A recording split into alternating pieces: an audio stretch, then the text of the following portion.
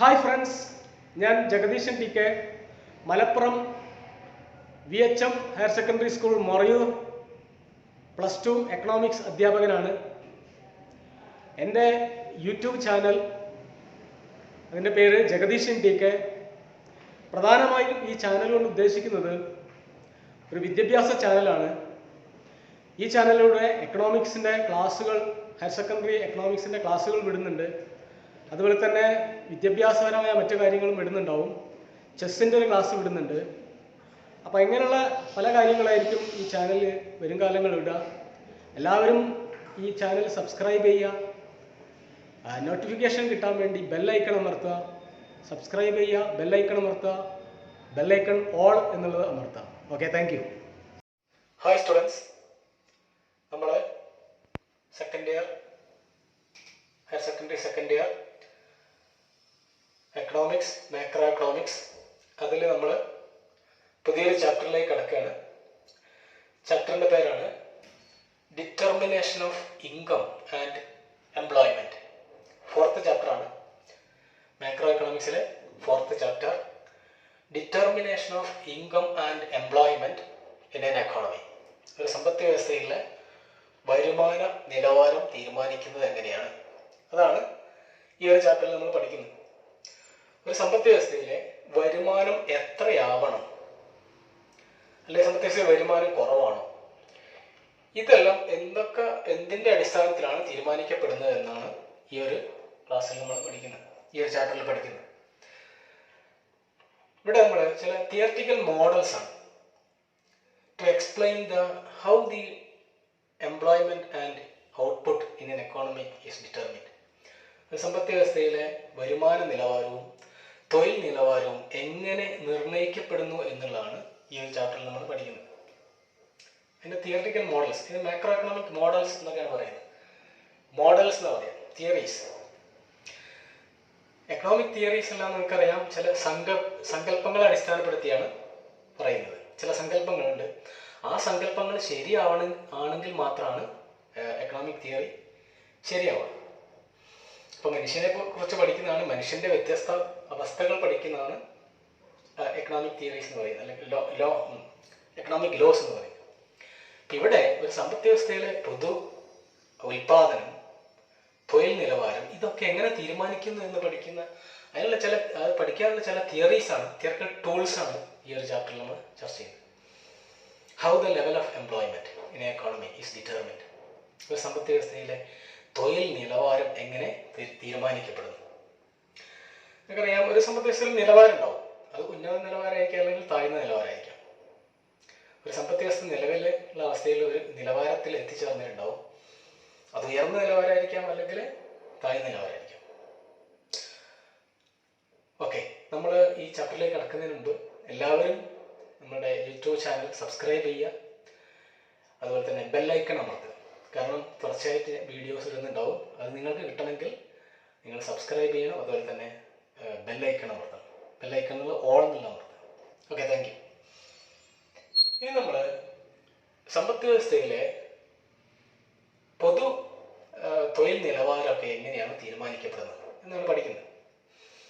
ഇതിൽ ജെഎം കെയ്ൻസിൻ്റെ അഭിപ്രായത്തിൽ സമ്പദ് വ്യവസ്ഥയിലെ തൊഴിൽ നിലവാരം, എംപ്ലോയ്മെന്റ് ലെവൽ, അത് തീരുമാനിക്കപ്പെടുന്നത് ആഗ്രിയ ഡിമാൻഡും ആഗ്രിയ സപ്ലൈയുടെയും അവസ്ഥയ്ക്കനുസരിച്ചാണ് എന്നാണ് പറയുന്നത്.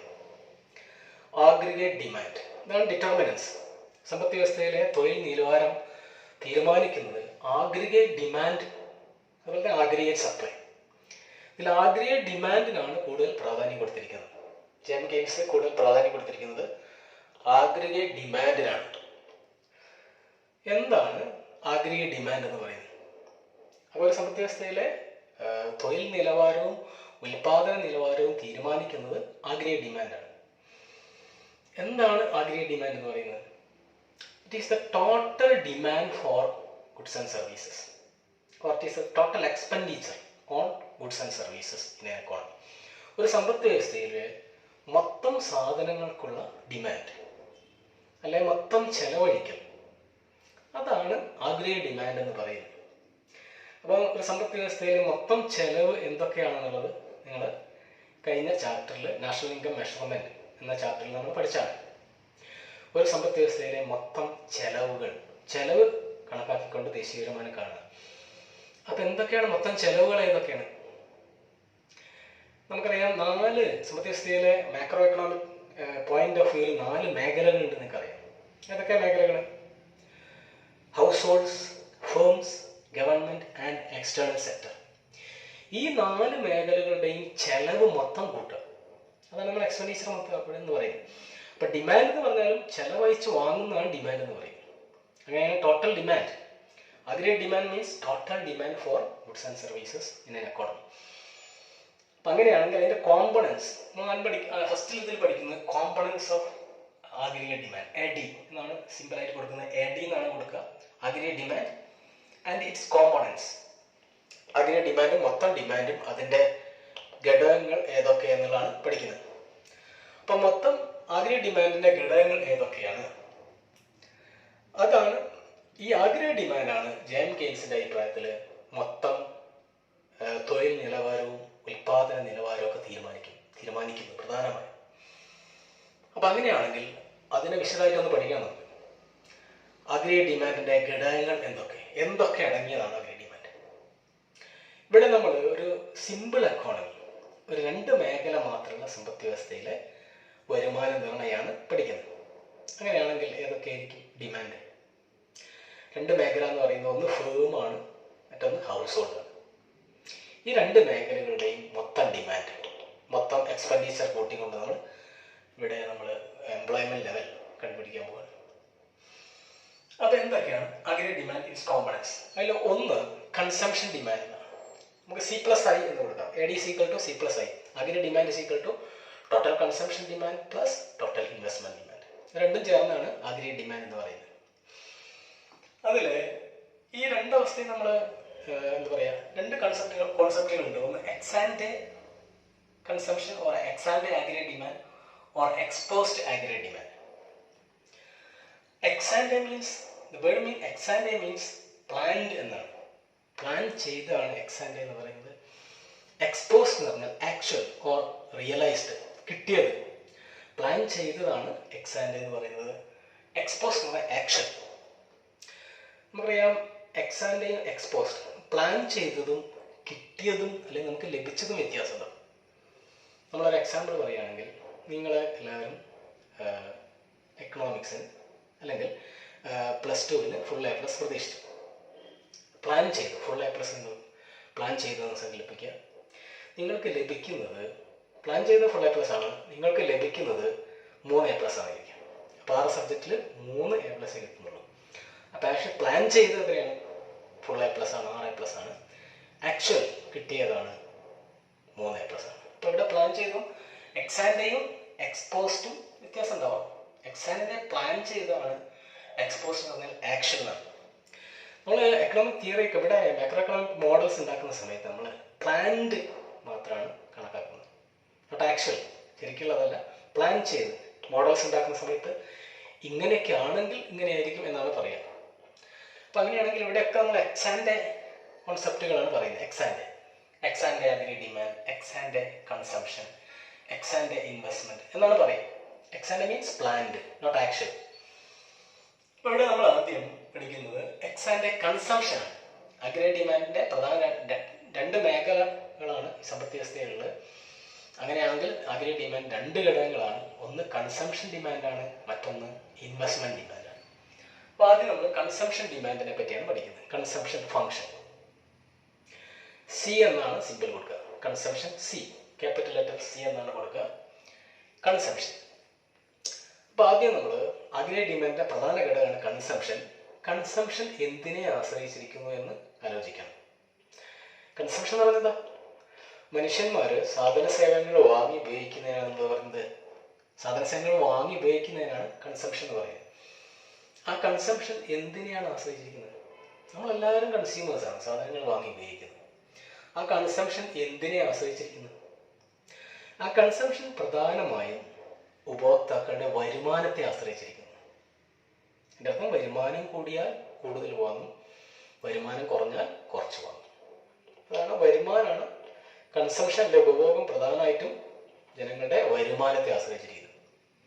അപ്പോൾ വരുമാനം കൂടിയാൽ കൺസംഷൻ കൂടും, വരുമാനം കുറഞ്ഞാൽ കൺസംഷൻ കുറയും. അപ്പോൾ ആ ഒരു ബന്ധം, വരുമാനവും ഉപഭോഗവും തമ്മിലുള്ള ബന്ധം അതിനെ അറിയപ്പെടുന്നത് കൺസംഷൻ ഫംഗ്ഷൻ എന്നാണ്. ഉപഭോഗധർമ്മം, വരുമാനവും ഉപഭോഗവും തമ്മിലുള്ള ബന്ധം. ഇപ്പോൾ ഒരു നിശ്ചിത വരുമാനം, അതിന് ഇത്ര ഉപഭോഗം. അപ്പോൾ 1000 രൂപ വരുമാനം, അതിൽ 800 രൂപ ഉപഭോഗം. അപ്പോൾ അത് തമ്മിൽ ബന്ധമാണ്. അപ്പോൾ വരുമാനം കൂടുമ്പോൾ ഉപഭോഗം കൂടും. അതാണ് സാധാരണ അവസ്ഥയിൽ അങ്ങനെയാണ് സംഭവിക്കുന്നത്. വരുമാനം കൂടുമ്പോൾ സാധാരണ അവസ്ഥയിൽ ഉപഭോഗം കൂടുന്നുണ്ടാവും. ഇവിടെ നമുക്ക് ഈ കൺസംഷൻ ഫംഗ്ഷൻ നമുക്കൊരു സമവാക്യ രൂപത്തിൽ എഴുതുകയാണെങ്കിൽ ഇങ്ങനെ എഴുതാം. C is equal to C bar plus CY. Consumption depends upon income എന്ന് കാണിക്കുന്നതാണ് ആ സമവാക്യം. C consumption equal to C bar plus C into Y. Small letter C ആണ് ഇവിടെ, C by. ഇപ്പം ഇവിടെ ആ വരുമാനത്തെ ആശ്രയിക്കുന്ന കുറച്ചുകൂടി ഇതിൻ്റെ വിശദീകരണം വേണം.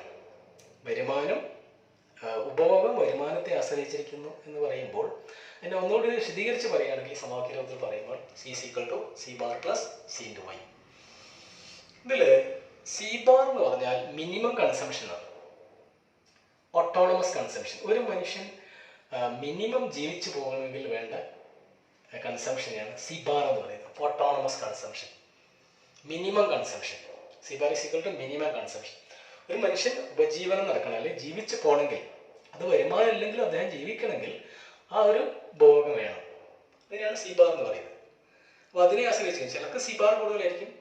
മിനിമം ജീവിക്കാൻ വേണ്ടി ചിലർക്ക് കൂടുതൽ വേണം, ചിലർക്ക് കുറച്ച് മതി. Then C into Y. C എന്ന് പറഞ്ഞാൽ MPC എന്നാണ്. MPC എന്താണെന്ന് പറയും. Then Y is equal to income. ഇപ്പോൾ ഇവിടെയൊക്കെ നമ്മൾ ഇൻകത്തിന് സമാനമായിട്ടുള്ള സിമ്പൽ കൊടുക്കുന്നത് Y എന്നാണ്. ഇൻകത്തിന് സമാനമായിട്ടുള്ള സിമ്പൽ Y എന്നാണ് കൊടുക്കുക. അപ്പം അതിൽ MPC, ഈ C എന്ന് പറയുന്നത്, സ്മോൾ ലെറ്റർ C എന്ന് പറയുന്നത് MPC എന്നാണ്. മാർജിനൽ പ്രൊപ്പൻസിറ്റി ടു കൺസ്യൂം, സീമാന്ത ഉപഭോഗ സന്നദ്ധത. സീമാന്ത ഉപഭോഗ സന്നദ്ധത. ഇതിൽ സീമാന്തം എന്നുള്ള ആശയം നിങ്ങൾ നേരത്തെ പഠിച്ചാണ്. മാർജിനൽ അഡീഷണൽ എന്നാണ്. ഇപ്പം മാർജിനൽ യൂട്ടിലിറ്റി നിങ്ങൾ പഠിച്ചിട്ടുണ്ട്. Additional utility by consuming an additional unit, അതാണ് മാർജിനൽ യൂട്ടിലിറ്റി. അതുപോലെ ഇവിടെ മാർജിനൽ പ്രൊപ്പൻസിറ്റി ടു കൺസ്യൂം എന്ന് പറഞ്ഞാൽ ഒരു യൂണിറ്റ് വരുമാനം കൂടുമ്പോൾ, അല്ലെങ്കിൽ വരുമാനത്തിലെ മാറ്റവും അതിൻ്റെ ഫലമായിട്ട് ഉപഭോഗത്തിലുണ്ടാകുന്ന മാറ്റവും തമ്മിലുള്ള അനുപാതം. ഒരു പ്രത്യേക ഒരു അഡീഷണൽ വരുമാനം ഉണ്ടാകുന്ന സമയത്ത് ഒരു അഡീഷണൽ കൺസംഷൻ എത്ര മാറി, ആ ബന്ധത്തിനെയാണ് മാർജിനൽ പ്രൊപ്പൻസിറ്റി ടു കൺസ്യൂം എന്ന് പറയുന്നത്. MPC, സീമാന്ത ഉപഭോഗ പ്രേരണ, അല്ലെങ്കിൽ സീമാന്ത ഉപഭോഗ സന്നദ്ധത എന്നൊക്കെ പറയും. MPC. ഇതിൻ്റെ സമവാക്യം നോക്കൂ. It is the ratio between change in consumption and change in income. Delta C divide by delta Y. Delta C divide by delta Y, അതാണ് MPC എന്ന് പറയുന്നത്. അപ്പോൾ ഈ MPCനെ ആശ്രയിച്ചിരിക്കുന്നു. MPC കൂടുതലാണെങ്കിൽ ഉപഭോഗം കൂടുതലായിരിക്കും. അപ്പം കൺസംഷൻ മിനിമം കൺസംഷനെ ആശ്രയിച്ചിരിക്കുന്നു, MPCയെ ആശ്രയിച്ചിരിക്കുന്നു, അതുപോലെ തന്നെ ലെവൽ ഓഫ് ഇൻകത്തിനെ ആശ്രയിച്ചിരിക്കുന്നു എന്ന് കാണിക്കുന്നതാണ് ഈ സമവാക്യം. ഇതാണ് കൺസംഷൻ ഫംഗ്ഷൻ ഇക്വേഷൻ ആണ് ഇത്. C is equal to C bar plus C into Y. അതാണ് കൺസംഷൻ ഫംഗ്ഷൻ ഇക്വേഷൻ, ഉപഭോഗധർമ്മം കാണിക്കുന്ന സമവാക്യം. ആണ് C is equal to C bar plus CY. ഇതെന്താണ്? വരുമാനവും ഉപഭോഗവും തമ്മിലുള്ള ബന്ധമാണ് കാണിക്കുന്നത്. ഇത് ഇതിനെ ആശ്രയിച്ച് C depends upon Y എന്നാണ്. ഉപഭോഗം വരുമാനത്തിനെ ആശ്രയിച്ചിരിക്കുന്നു എന്ന് കാണിക്കുന്ന സമവാക്യമാണത്. ഇനി ഇതിനൊക്കെ ഈ C bar ഒക്കെ നമുക്ക് വില കൊടുക്കുകയാണെങ്കിൽ നമുക്ക് ഓരോ ഡിഫറെൻറ്റ് ലെവൽസ് ഓഫ് ഇൻകത്തിൽ എത്ര കൺസംഷൻ ആണ് കണ്ടുപിടിക്കാൻ പറ്റും. അപ്പോൾ ഈ C bar 100 ആണെന്ന് സങ്കല്പിക്കുക, പ്ലസ് MPC 0.8 ആണെന്ന് സങ്കല്പിക്കുക. ഇങ്ങനെയാണെങ്കിൽ നമ്മൾ ഡിഫറെൻറ്റ് ലെവൽസ് ഓഫ് ഇൻകം കൊടുക്കുന്ന സമയത്ത് നമുക്ക് കൺസംഷൻ എത്രയാണ് കിട്ടുന്നുണ്ടോ. ഇപ്പോൾ ഇവിടെ നമ്മൾ 100, Y is equal to 100 കൊടുക്കുകയാണെങ്കിൽ 0.8 into 100 is equal to 80, 80 കിട്ടും. 80 C bar 150. 100 ഇവിടെ കൊടുക്കുകയാണെങ്കിൽ, ഇനി ഇവിടെ 0 കൊടുക്കുകയാണെങ്കിൽ, ഇൻകം is equal to 0 ആണെങ്കിൽ 0 കൊടുക്കുകയാണെങ്കിൽ 0.8 into 0 ഇവിടെ 0 100. അപ്പോൾ മിനിമം 100 വേണമെന്നാണ്. വരുമാനം അല്ലെങ്കിലും 100 ചിലവഴിക്കുന്നുണ്ട്, അതാണ് മിനിമം കൺസംഷൻ. ഇനി ഇതിന് സമാനമായിട്ടുള്ള MPCക്ക് സമാനമായിട്ട് തന്നെ നമുക്ക് നമ്മൾ വരുമാനം എങ്ങനെ ചെലവഴിക്കുന്നു എന്ന് നോക്കാം. വരുമാനം y is equal to c plus s എന്നാണ്. വരുമാനത്തിൻ്റെ ഒരു ഭാഗം കൺസംഷന് വേണ്ടി ചെലവഴിക്കുന്നു, ബാക്കിയുള്ള സമ്പാദ്യമാണ്. വരുമാനത്തിൻ്റെ ഒരു ഭാഗം കൺസംഷന് ചെലവഴിക്കുന്നു, ബാക്കിയുള്ളത് സമ്പാദ്യമാണ്. ഇപ്പം 100 രൂപ വരുമാനം ഉണ്ടെങ്കിൽ 80 രൂപ കൺസംഷന് വേണ്ടി ചെലവഴിക്കുന്നു, ബാക്കിയുള്ള 20 സമ്പാദ്യമായിട്ട് കൂട്ടാം. അപ്പം വരുമാനം അതിൻ്റെ ഒരു ഭാഗം കൺസംഷനാണ്, രണ്ടാം ഭാഗം സമ്പാദ്യമാണ്. അപ്പം അങ്ങനെയാണെങ്കിൽ കൺസംഷൻ സമാനമായിട്ടുള്ള നമുക്ക് സമ്പാദ്യം പറയാം, എസ് അതാണ്. S is equal Y minus C. ഇതിൽ നമുക്ക് സമ്പാദ്യം കണ്ടുപിടിക്കാം. S is equal to Y minus C. വരുമാനത്തിൽ നിന്ന് ബോർ കുറച്ചാൽ സമ്പാദ്യം കിട്ടും. ഈ എസ് കിട്ടണമെങ്കിൽ വരുമാനത്തിൽ നിന്ന് കൺസംഷൻ കുറച്ചാൽ സമ്പാദ്യം കിട്ടും. അങ്ങനെയാണ്. ഇനി നമ്മൾ അങ്ങനെയാണെങ്കിൽ Y is equal to Y minus C എന്ന് പറയാം. അപ്പം അതിൽ നമുക്ക് എം പി എസ് കണ്ടുപിടിക്കാം. എം പി സി എന്ന് പറഞ്ഞാൽ സീമാന്ത ഉപഭോഗ സന്നദ്ധയാണ്. എം പി എസ് എന്ന് പറഞ്ഞാൽ സീമാന്ത സമ്പാദ്യ സന്നദ്ധതയാണ്. എം പി എസ് അതിന് സമാനമായിട്ടുള്ള തന്നെയാണ് എം പി സി. അതുപോലെ തന്നെ ഇതിന് സമാനമാണ് എം പി എസ്. അതിൻ്റെ സമവാക്യം delta S divide by delta Y. Delta S സമ്പാദ്യത്തിലെ മാറ്റവും വരുമാനത്തിലെ മാറ്റവും തമ്മിലുള്ള അനുപാതം, അതാണ് എം പി എസ് എന്ന് പറയുന്നത്. ഓക്കെ, അപ്പം ഒന്ന് കൺസംഷനാണ്. നമ്മൾ എഡിൻ്റെ ഒരു ഭാഗമാണ് കൺസംഷൻ എന്ന് പറയുന്നത്. എക്സാൻ്റെ കൺസംഷൻ, എക്സാൻ്റെ മീൻസ് പ്ലാന്റ് കൺസംഷൻ. വേറെ ഒന്നാണ് ഇൻവെസ്റ്റ്മെൻറ്റ് എന്ന് പറയുന്നത്. അപ്പോൾ ഈ ഒരു സമ്പദ് വ്യവസ്ഥയിൽ നമ്മൾ ഇവിടെ സങ്കല്പമുണ്ട്, ഇൻവെസ്റ്റ്മെൻറ്റ് കോൺസ്റ്റൻ്റ് ആണ്, സ്ഥിരമാണെന്നാണ് സങ്കല്പം. ഈ സ്ഥിരമാണ് എന്നുള്ളതിനൊക്കെ നമ്മൾ ഓട്ടോണമസ് എന്നാണ് പറയുക. ഐ ബാർ ഇട്ട് പറയും, സി ബാർ. ഇവിടെ I is equal to I bar എന്ന് പറയുന്നത്. ഇൻവെസ്റ്റ്മെൻറ്റ് സ്ഥിരമാണെന്നാണ് സങ്കല്പിക്കുന്നത്. ഇൻവെസ്റ്റ്മെൻറ്റ് എന്താണെന്ന് നമുക്കറിയാം. എന്താ investment? It is a total addition to the capital. സമ്പദ് വ്യവസ്ഥയിൽ മൂലധനം വർദ്ധിക്കുന്നതാണ് ഇൻവെസ്റ്റ്മെൻറ്റ് എന്ന് പറയുന്നത്. ഈ മൂലധനം ഇവിടെ ഈ ഒരു അനാലിസിസ് നമ്മൾ മൂലധനം സ്ഥിരമാണ് എന്നാണ് സങ്കല്പിക്കുന്നത്. I is equal to I bar. സാധാരണ അവസ്ഥയിൽ നിക്ഷേപം എന്തിനെ ആശ്രയിച്ചിരിക്കുന്നു നമ്മൾ പഠിച്ചിട്ടുണ്ട്. ഇൻട്രസ്റ്റ് റേറ്റിനെ ആശ്രയിച്ചിരിക്കുന്നു, പലിശ നിരക്കിനെ ആശ്രയിച്ചിരിക്കുന്നു. ഇൻവെസ്റ്റ്മെൻറ്റ് സാധാരണ അവസ്ഥയിൽ പലിശ നിരക്കിനെ ആശ്രയിച്ചിരിക്കുന്നു. അതുപോലെ തന്നെ return on investment, return on capital, MEC, marginal efficiency of capital. Investment റിട്ടേണിനെ ആശ്രയിച്ചിരിക്കുന്നു. റിട്ടേൺ കൂടാണ് കൂടുതൽ ഇൻവെസ്റ്റ്മെൻറ്റ്. ഇനി റേറ്റ് ഓഫ് ഇൻട്രസ്റ്റ് കൂടാണ് ഇൻവെസ്റ്റ്മെൻറ്റ് കുറയും. നെഗറ്റീവ് റിലേഷനാണ് നമ്മൾ പഠിച്ചത്. അപ്പോൾ അങ്ങനെയാണ് ആഗ്രിഗേറ്റ് ഡിമാൻഡിൻ്റെ 2 ഘടകങ്ങളാണ്, കോമ്പണൻസ് ആണ് നമ്മളിവിടെ പഠിച്ചത്, consumption demand and investment demand. അപ്പോൾ ഇവിടെ നമ്മൾ ഇന്ന് determination of income and employment എന്നുള്ള ചാപ്റ്ററിൽ നമ്മൾ വരുമാന നിലവാരം തീരുമാനിക്കുന്ന ഏറ്റവും പ്രധാനപ്പെട്ട ആഗ്രിഗേറ്റ് ഡിമാൻഡാണ്. ആ ആഗ്രിഗേറ്റ് ഡിമാൻഡിൻ്റെ ഘടകങ്ങളാണ് നമ്മൾ പഠിച്ച കോമ്പോണൻസ്. അതാണ് consumption demand and investment demand. Okay, thank U.